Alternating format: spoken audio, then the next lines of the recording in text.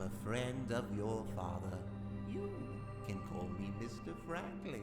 Yeah, Franklin, mate, fuck off. Don't be afraid is one of those games that don't pull any punches. It's dark, disturbing, and the horror isn't just about monsters. It's a game that maybe feels a bit too personal, realistic, and maybe something that's taken a bit too far. Don't be afraid starts off in a way that immediately sets the tone. You're a kid who's been kidnapped, you wake up in a strange dark house, and right away you feel lost and helpless. There's no clear instructions, just you, the environment, and the creeping sense that something is very wrong. At first you're just exploring, checking rooms, trying doors, looking for any clues or a way out, but you quickly realize you're not alone. Something is watching, and the game makes it clear that every step could be dangerous. It also seems like the kidnapper is treating it as some sort of game, telling you that you're gonna have fun, which is quite disturbing. It's a slow burn at first, but the tension builds with every shadow and strange sound, making you feel completely powerless, and that's exactly what it's set for this nightmare. You move past the first rooms and start to truly feel the weight of the nightmare. You're no longer just exploring aimlessly, you're actively trying to survive and escape the house full of danger.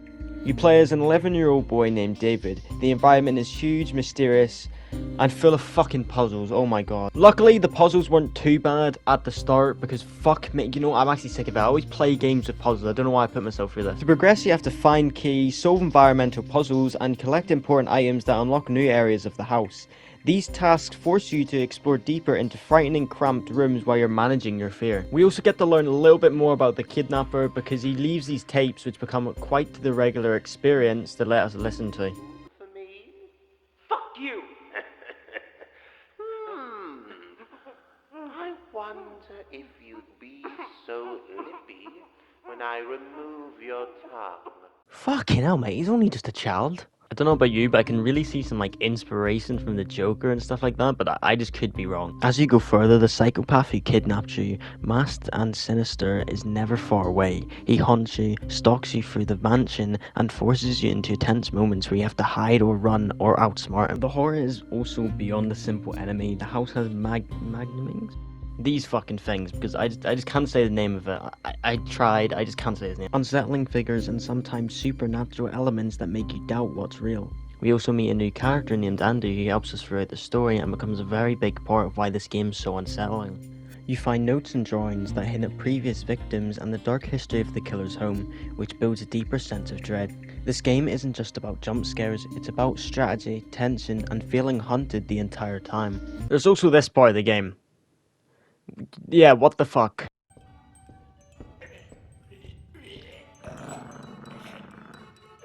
Holy fucking shit. As you near the end of Don't Be Afraid, everything you've been building towards finally comes to a head. After surviving the relentless hours of terrors, solving puzzles, and avoiding the psychopath stalking you, the game pushes you into its final moments. The game has 3 different endings. In every ending, the emotional impact stays strong. Even if David escapes, the trauma he experienced is clear, and the story leaves you thinking about everything you went through after the game ends. And to be honest with you, I was just close not to beating the game. Don't know why, not because the puzzles were too hard, not because I got bored, not because it was too scary, but because the game fucking crashed on the last second. Literally all I had to do was click one more thing and the game was like, yeah, just fuck off then. And I just kind of gave up at that point because it was 4 in the morning. I had to be up in like 2 hours and I was like, yeah, I'm not fucking doing that. I've actually just got to the end of the game, it's just crashed. I actually just can't fucking believe it.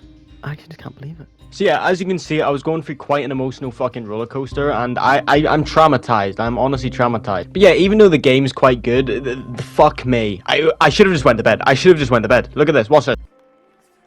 Congratulations, David. You've made it.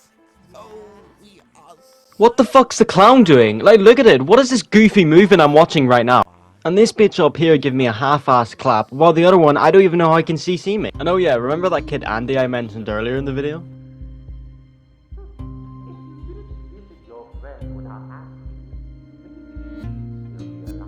Yeah, and for the second time, holy shit. And this perfectly brings me into my first reason on why I think the game may have went too far. It kills children. Now, usually whenever games or media or any types of sort of things that goes out into the public, usually they refrain from killing children.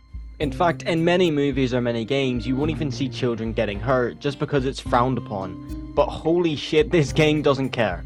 You wouldn't usually see any gore at all of children in any games or media of that. So whenever I seen this in the game, it kind of shocked me because I wasn't expecting it. And just for that, it may cross the line just a little bit, and if you say it's not crossing the line, Ops, what are you on about? You're just a crybaby. First off, fuck you.